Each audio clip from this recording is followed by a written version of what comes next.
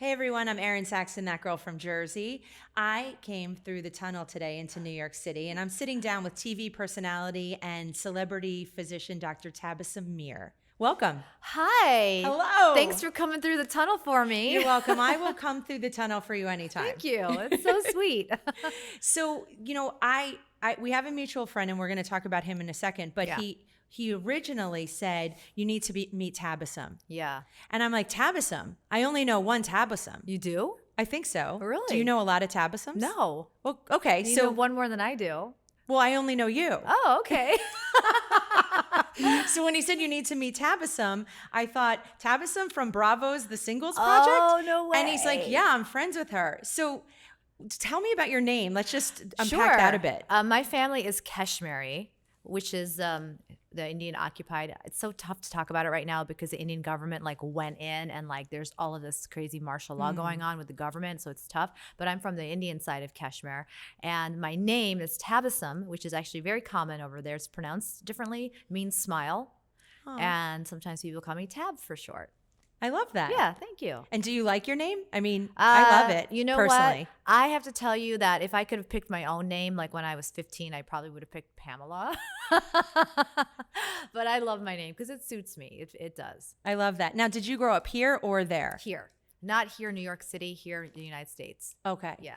And do you travel back to visit family? I haven't been back in a while. My sister was back this year, and she had a wild ride because she was there when the government, it basically shut down the government. The Indian government took away the autonomy of the Kashmiri government, put everybody under lockdown, curfew, shut off landlines, shut off cell phone service. My sister had to go to the airport and beg to be out to leave with her 2 daughters. So it's pretty rough. I was supposed to go. I'm planning on going next year with Andy, my fiance. So we'll see how it all goes with this political climate.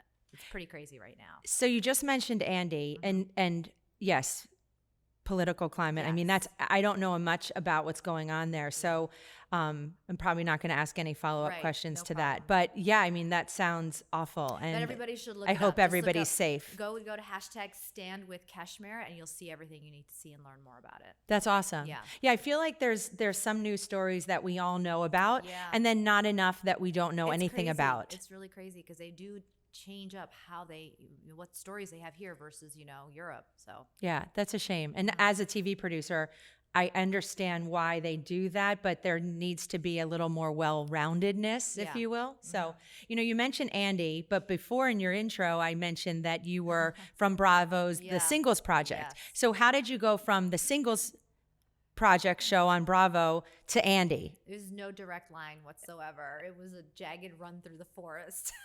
They asked me to do the Singles Project. I was sitting in my medical office one day, and I get a phone call saying, hey, is Dr. Mir single, and would she like to be on Bravo TV? My office staff gives me the message. I'm like, another crank call, another weirdo trying to stalk me or something. It just, you never know. You get so many strange calls. It was true, and I ended up getting on it. I'll be honest with you, I didn't really understand that I was doing a dating show for a very long time. Really? I thought it was a show on single professionals, and it would be slanted toward the professional side and how we navigate our personal lives as well as dating.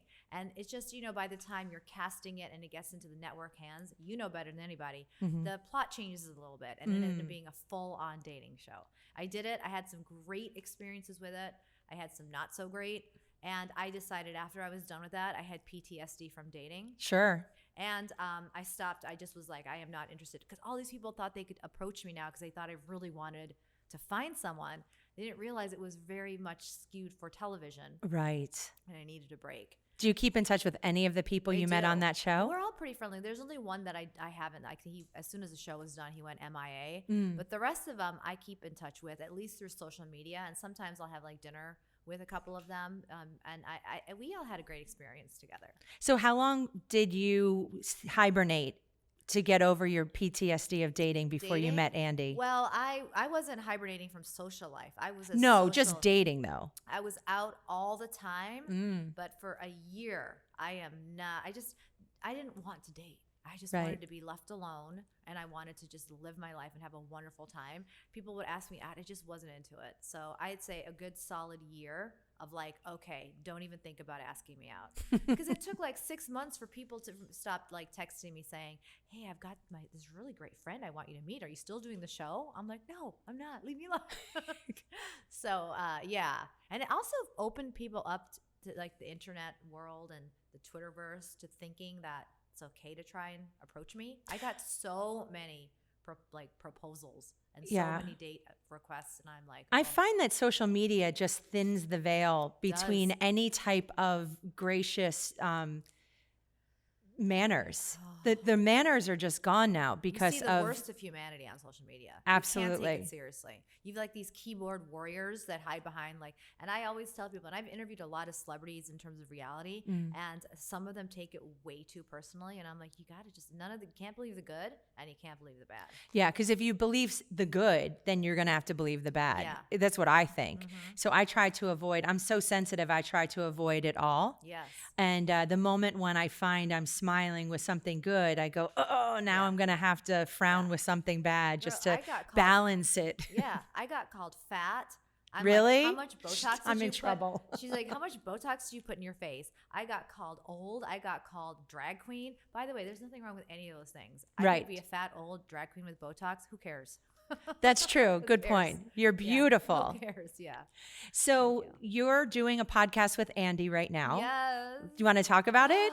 Can you believe it? So Andy and I could not be like, if you think about when we were born and where we were born on this earth, we couldn't have been in more two polar opposite places. I was born in Kashmir to a Muslim family in a small, tiny country. And Andy was born in the United States of America to a fully American. Like, I joke that his ancestors were probably on the Mayflower. Like, he's so American, you know? And he's raised Christian, you know, blonde hair, blue-eyed. Like, his families are little Gerber babies, like perfect little kids. And my parents immigrated here with me. I was about 5 when I came here. And so all I know is the United States. But there's still this cultural differences between us. Sure. Yet we still make it work. And so I thought, let's do a podcast on relationships. And then all of the stuff that took, you know, dating in New York City, me being a different religion, him, me being a woman, me being, I make the money. Like, I'm a doctor. So I'm not saying he doesn't, but like, I'm not coming in dependent on anybody. So there's all these dynamics. And we both like talking about current events and stuff like that. So we're trying this out, and it's been fun. It's been interesting. It's been very realistic. Awesome. So what's the name of the show? We're calling it Mating Calls right now. That's a brilliant title. Andy came up with it. I thought that's Andy. cool. Great job, Andy. Good job. Names. He's good with names. I love that. Yeah. So Andy asked you to marry him. He did. How long ago was that? How long have you been engaged? It's just been 3 months. Awesome. Can you believe it? Were you surprised? Did you know it was coming? I was surprised. Dish with me. So Andy's been married before, and he has 2 kids. And I honestly never really thought I was going to get married. Why not? I think a lot of it had to do with I spent so much time and first of all, I come from a culture where women just get married. It's like they get arranged. They have these things called rishtas, or these families that come to meet you and with the hopes of you guys getting married. And that started happening to me from the age of 18, and I just was like, bleh. I want nothing to do with it. So were you did your family try to set you up in an arranged marriage? My parents were cool. They were like, if you don't want this, we're going to leave you alone. And they were cool. I had a safe place with my family. That's nice. To just be independent and be fully composed on it, you know, just about education and stuff. But that didn't stop other people from wanting to be introduced. And sometimes out of politeness, my mom had to say, sure. You know what I'm saying? Just because she didn't want to offend anybody. But I would freak out. So I would be like, what? La, la, la. I remember once some guy came and I heard he was 5'6". So I wore my tallest heels. Oh, Tab. I know. I was only 21. I didn't want to get married. So I kind of come with that. And then I became a doctor. I was focused on my career. And then I think I just became, you know, Cher said it, and I love this. I just watched the Cher show on Broadway. Cher's mom said, Cher, you need to hurry up and marry a rich man. And Cher's like, I am a rich man, Mom. And I felt a little bit like that. I'm not saying that. I'm just saying I have independence and I can take care of myself. Sure. So if I bring somebody in, I want them to be able to be good to me. Yeah. And if I didn't have that, it wasn't worth it. That's really the bottom line, you know? I love that. So clearly Andy's great to you. Yeah. And he's worth great. it. He's worth it. It's definitely been, you know, so he proposed. believe it or not, we never talked about getting married. Really? Never. People are like, did you guys talk about it? I'm like, no, because I wasn't sure I wanted to get married. I wasn't sure he wanted to, and things are good. Yeah. I have a small amount of fear about getting married too. I feel like it changes everything. How many married couples have you talked to that are like, I know, I'm divorced, so I'm a statistic for you. Yes, Andy's divorced. Hopefully too. I'm not your future. Right. Well, Andy's divorced too. So That's true. He's You know, there is something to be said though, that when I'm in another relationship now, and if I were to get married again, I think I am bringing a lot more to the new marriage of what don't try this at home people, right? And I think maybe Andy will be bringing that as well. But you have never been married. No. So, you know, I wonder what your expectations are of marriage. Yeah. Because I'm thinking of myself. You know, I was really nervous the night before my wedding, not because I didn't love him, my husband at the time, but just because there was so much unknown I didn't know. Yeah. You know, are you nervous like that because you don't know, or are you truly afraid that something will change? I'm afraid that something will change. And I've talked to Andy about this. The thing that I love about him is that we can talk, and he gives me a safe place to be able to talk to him. That's and vice versa. Awesome.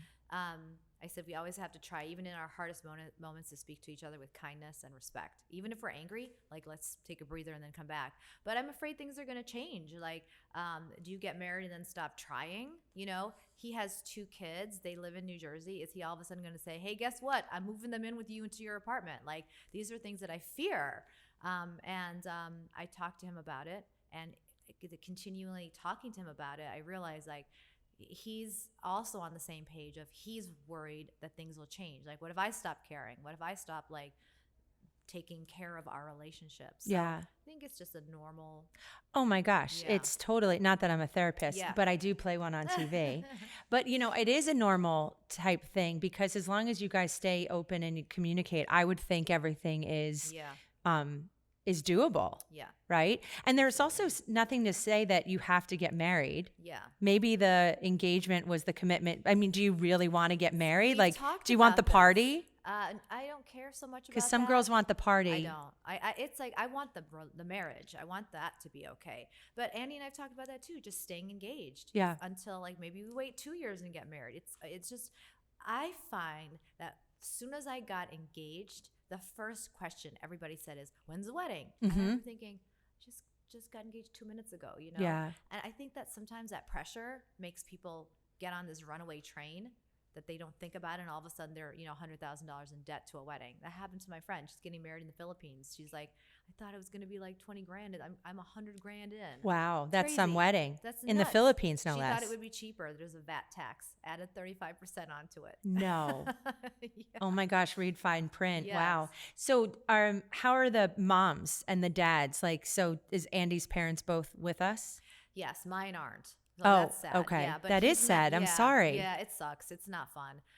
But my family, like the ones that are extended family, are wonderfully happy. Not all of them have met him. His parents are great. They're so great. And his whole family's great. I had some resistance from my sibling, my sister. Really? She was a little like, oh, he's not Muslim. Oh. And I was a little surprised about that. I was very surprised. But at the same time, she's accepting, and she's coming around. Not that she wasn't in a bad way about it, Right. but I could tell it wasn't sitting easily with her. And she did mention, she's like, well, you know, and is he going to convert? And I said, you know, that's his business and my business. You just need to be happy for me. that's a loaded question. Yeah. But, you know, it's interesting because how did she find a relationship? Did she agree to be put in an arranged marriage? No, not Okay. at all. She met her husband now through a medical conference. He's Muslim. He's Oh, a okay. doctor, and there was like a Muslim medical conference, and they happened to meet there. They dated. Well, they're like team captains of Yeah. Muslim. Yeah. Yeah. I love that. But They're now the spokespeople of Muslims. I know, but they're not like conservative, like. No, they sound awesome, you know? But they're very. It happens with cultures. People does. like to stay within their culture. It's easier. It's more understanding. I had plenty of my family that are born and raised here who are 10 years younger than me, and they're kind of getting to that place where they want to start looking for somebody. And they find it easier just to stay within the culture. Absolutely. I'll tell you. So I was raised Catholic, and I have a lot of friends who are Jewish. Yeah. So when you have a woman who marries a Jewish man, Yes. it's okay. You know, it's not because the women, the religion goes with the woman. Yeah. When you have a Catholic guy marry a Jewish woman, Yeah. all heck breaks loose in all of our parents' conversations. Yeah. Not me, Yeah. right? But I mean, like what? But who? Well, what are the children being raised? What are they doing? What are they doing? It becomes the war of the mothers. It does. You know, It does. and I would think that it's, you know, with your mom not being here, I think your sister, is she an older sister? She acts older. There you go. So she's the older. Yeah, she she's just took that. psychologically older. Yeah. There you go. Yeah. So there's just somebody always in our lives Yeah. that takes that role.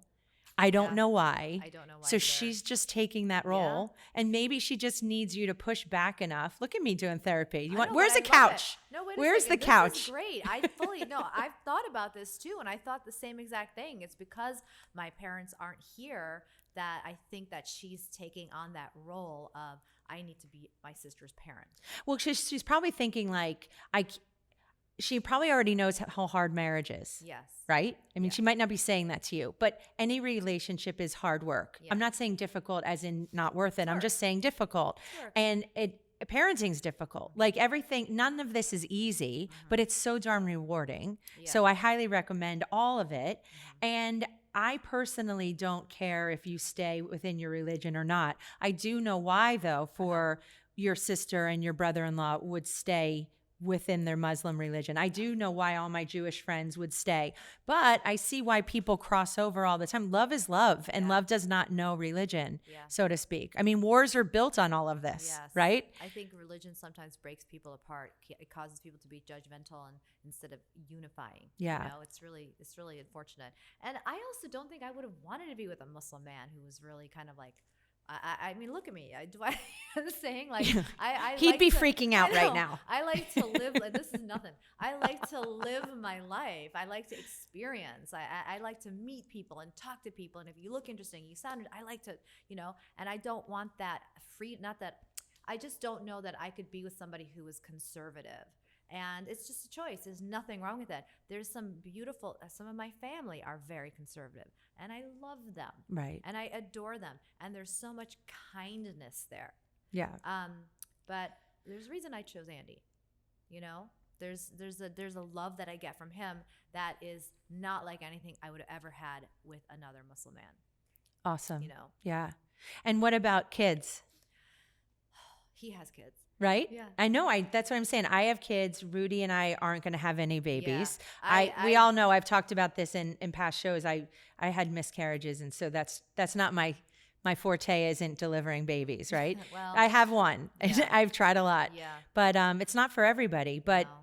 Rudy and my son Eric are super close. Are you close with Andy's kids? Yes. You know, I am. They're wonderful kids. He has a daughter who's 13 and a son who's 8. And I obviously relate more to the daughter because I don't know what you do with boys. Like you just put them in a corner, they run around in circles and they throw things and they're happy.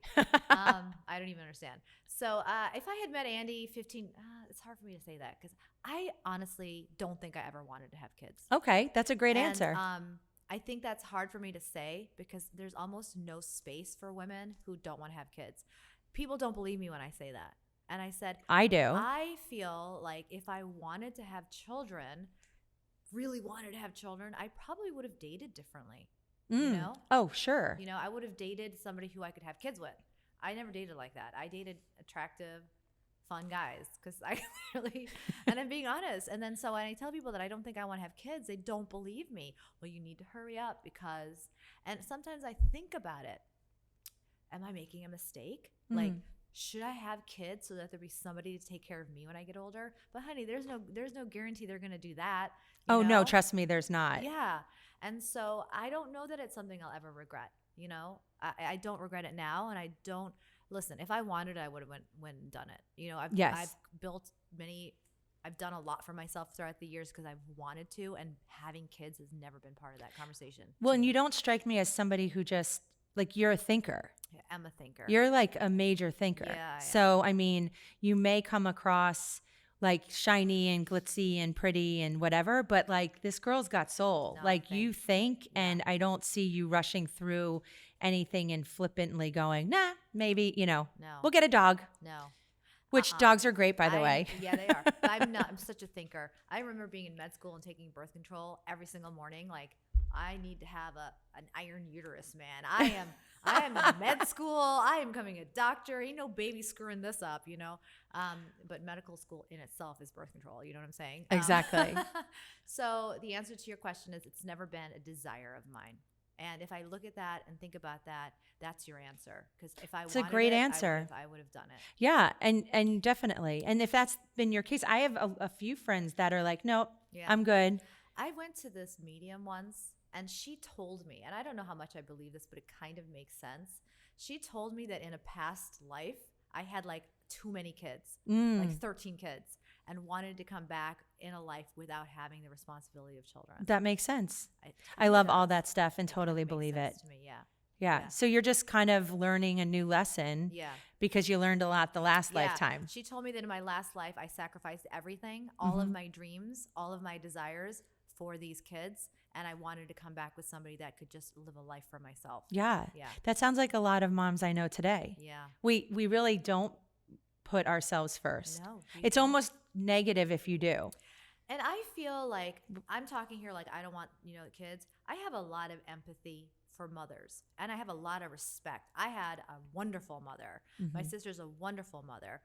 There's sacrifice that you give, and sometimes I want to tell them it's okay to take a moment for yourself. It doesn't make you a bad mother. It makes you a better, happier person. That's true. Right? I feel like we also, the guilt though of doing that is crazy. I can't begin to I even. know, but guilt is so wasted. Oh my God, I know, Because but then it I comes waste out my other time ways. on so many things. Why not guilt? Yeah. But, I'm so good at wasting time. That's such a great thing. So it's okay. But for me, I am starting, like even me doing this show and me, like I didn't pick my son up from school today. Somebody else did. Yes. But there was a moment where, and meanwhile, he's in high school. So Erin, get over it. But like we have a routine. We got Can a he good drive? thing. He can't drive yet. He's Okay. only a freshman. Okay, He's got it. 14. They drive at 17, 18 or something. Wow. Yeah. That's gonna come like that. Yeah. Right. So for me, him being my only, like, I'm trying to hang on to like routines and Yeah. the joke's on me because No. none of it, like it's all an It's illusion. sort of at this point, I could be wrong, but doesn't it feel like at this point, it's a lot about your feeling good with it? It he is. sounds like he's real well-rounded. He's well-rounded, Like, and not for picking him up today isn't going to send him down the no, drug, in the fact, drug train. he'll think this is totally geeky that I'm even bringing Yeah. this up. But for me, I think I'm being a better parent by Yeah. doing things for myself at this age. So he now has permission to go do whatever he wants to do. Yeah. And I don't know if we were raised that way society wise. Like, did we get to see like our parents doing things, or are they still coddling kids and not showing them what's possible? Or are they like, I don't know. And there's no right answer. But for me, even though I'm struggling with certain guilt because I'm on the road sometimes or whatever, when he was younger, I'd just bring him with me. But now he's just not going to leave with me. Even in the summer, he wants to be with his friends. Yeah. He wants to hang out. But I think by me breaking away and doing that stuff, and then him tuning in and being like, oh, I got friends to subscribe to your YouTube channel or something, or, I think there's a pride there for him. And even his friends, he's like, look, Eric's mom's doing this. Like, I think we that- can do this. I think that, so to your point, I think that they get proud when they see you doing things at this stage in their life, Yeah. Andy has 2 kids. His daughter's 13. I don't really want to be a stepmom, but I can be loving. I can be supportive. I can be their best friend. I can be a role model. I just don't like the word stepmom. I think it's so gross. I just hate that word. It just makes me sick. What are they gonna? Do they call you Tabisum? Yeah, I'm just gonna have Perfect. them call me Tab. And the thing is, I know that I have my limitations and how much I can give them. I just do. I'm not going to be able to sacrifice the same way Andy does for them. Right. And I talked to Andy about this. I said, I'm never going to be their mother, and I'm not going to be able to give up the things that I am used to for your kids. Right. I will do my best to be I'm going to do my best to make sure they feel loved and that I'm involved and I can do activities with them. But I'm not going to be going to New Jersey to watch them play ball. Can I go watch them? Yeah. Do you like that? I love that. Yeah. Yeah. Well, so what I'm trying to Plus, say I is, live in New Jersey. exactly. So what I'm trying to say is that I have to be. There's no rule book for me. There's no. I do know where you're coming and there's from. like this guilt that I have. Like, am I supposed to be doing more? And when I do kind of like immerse myself in it, then I start to feel resentful. Like I'm not doing what I want to do with my time in my life and with my relationship with him. Yeah. Because I don't want Andy to ever forget that he still has to date me. You know? Right. No, I So- get it. You know what would be interesting, and I'm going to check in with you on this, as you get to know these kids. Yeah. You'll find and you'll hear some things that you'll know are important to them. Yes. A play. Absolutely. Or whatever. Like And I it's went to her not school night, her back to school night. I was Exactly. there for that. So. Like, and it might not be every single weekend, but Yeah. there might be a big playoff game, and suddenly you're going to realize you're driving to New Jersey, Yeah. but not because you feel like you have to. yeah. You're going to be there because you want to see the smile on their face, Yeah. because you care about them. Yeah. And it takes time. I mean, Andy And that's what that'll yeah. come, but it doesn't have to be every weekend. No. And it's funny because when he introduced me to his kids pretty quickly, and his therapist told him not to. His therapist is like, just wait a little bit. He's like, I'm not going to wait. So I really met them very quickly. And so I feel like that time it was just him and I. It was not a very long time. Okay. And that's why I still need that. And I would go, and like his daughter's enrolled in a lot of tennis. His son's involved in baseball and tennis. So I remember like the weekends we'd go, and it was just like, do you parents do this? It's like your carpools. That's all you are. Like you just Right. drive your kids to different events. And so I was sitting in the car with him, driving to all of these different sporting events, thinking to myself, this is not fun. This is work. And I told him, like, I want to be able to spend quality time with your kids, not watching them from a bleacher. And that's fair and really insightful, and because I think that's what will help get you Yes. closer, Yeah. all of you. How long did you date Andy before he proposed to you? 2 years. Okay. It's not very long. But not short. It's not short. The reason I say that it's not, if it was just him and I, 2 years is great. But him and me and then his kids, there's still a lot of things that I was figuring out and learning. And we're doing that by communicating all the time. Right. It's That's just not awesome. easy. It's not easy, but it's worth it. It is worth it. Yeah. Let's talk a little bit about your medical practice. Okay. What I know, let's talk pretty stuff. Yeah. So you're really big on helping people be beautiful on the outside so they feel better and more beautiful on the inside. Beauty is power. It doesn't, if you feel it, it doesn't matter if it's a swipe of chapstick or full hair and makeup. If you feel good, you will perform better. Whether that's losing a couple pounds, buying a shirt that fits well, liking, it's just a fact. Psychologically, if we feel good about ourselves, we perform better. If you don't go out in your pajamas to give a speech, it's just, you just don't. Right. And it's about empowerment. It really is. It's about not making you feel bad for wanting to feel better. What do you think the trend is going towards, like just beauty and media and injectables? And I'm a big fan of all of it, by the way. So, but are we going towards a more glam look, or are we going more towards that natural grounded look? Like, just as a society, where are we headed with technology and beauty? So I think that there's a big difference between ages. Instagram and social media has really amped up glam and amped up procedures. And I think that the West Coast, it's more so. Yeah. To answer your question, I think that there was a spike of like very glamorous, very overdone procedures. I mean, look at Kylie Jenner. She became a billionaire on her lips. She got lip filler, started putting lipstick on. Everybody was obsessed. Now she's got this $1 billion empire based on that. I think that the pendulum will turn a little bit, and people will start going back to more realistic, natural looks. But for plastic surgery and dermatology, it's injectables are like number one, Botox and filler. And for plastic surgery procedures, butt implants and butt injections have outdone breast implants. Really? Yeah. It's like the number one. I heard about it for a while. When I was pregnant with Eric, I wanted a C-tuck.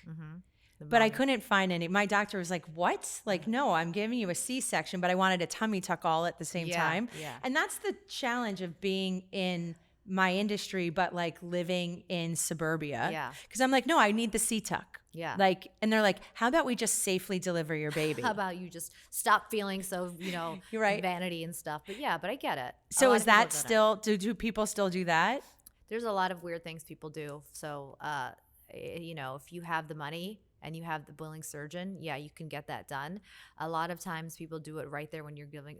Some people actually, and I do not recommend this. I've not actually known anybody. If your due date is on a certain date, they'll deliver the baby earlier because it says last month where you really start to balloon. Oh, and blow wow. up. Yeah, I've heard that. I don't know anyone personally. I don't either. I just say, thing about the C-tuck is there's a lot of swelling. Yes. Yeah. So No, I'm glad my doctor didn't do it, but I want the tuck now. yeah, it's fine. And mommy makeovers are amazing. But like during the actual date of delivery and birth, you're really swollen. I mean, Yeah. think about all the IVs that they pump into you while you're in labor. Absolutely. So I don't think that's the best time. And plus your uterus is really swollen. So that's not the best time for that sort of thing because you have nothing to gauge. You're just a lot bigger than you normally would be. Yeah, you probably could get like more tucked if you Yeah. just waited to get the Yes. swelling down. Yeah, you can't do a lot when you have a swollen uterus and you have a swollen belly. And Yeah, everything's C-tucks swollen. out, people. Yeah, just wait a couple years, and then I'd say when you know you're done having kids, that's a good time to go in for it. Awesome. Yeah. So tell us before we wrap up, what's next for you? So I'm doing this podcast with Andy called Mating Calls. I'm writing a book. Awesome. Yeah. I working title. I'm gonna hang on to that because in case. But it's about all of these insanely wealthy, privileged patients I've had throughout the years, and like the funny, crazy, comical, scary, jarring stories I've had I love to that. deal with them. And all names will be changed, but it's To gonna protect be, the not so innocent. Yeah, but it's more about the circumstances exactly. And I have a practice here in Manhattan, and still going strong with that. And Bravo's been knocking on the door back for another possible show. So we'll see what happens with that. So we'll Intriguing. have to talk again. Yeah, in a we're few going to have months. to, we won't name names because we're just not sure. No, But you never knowing know. you, it's probably a close to done thing. Where can people learn more information, get in touch, but not to date you? Yes, not to date. I'm most active on my Instagram, and it's just my name, Tabisum, Tabasum, and that sort of is like I'm most active on that. Okay, cool. Yeah. Thank you for being here. Thank you for analyzing me. I love it. Let's hope Thanks for the therapy. and tell your sister I love her. Okay, I'll tell her. I should promise tell her that I love too. you. Well, thanks again. So thanks everybody for being here. I'm Erinsaxton, that girl from Jersey, and we'll see you real soon.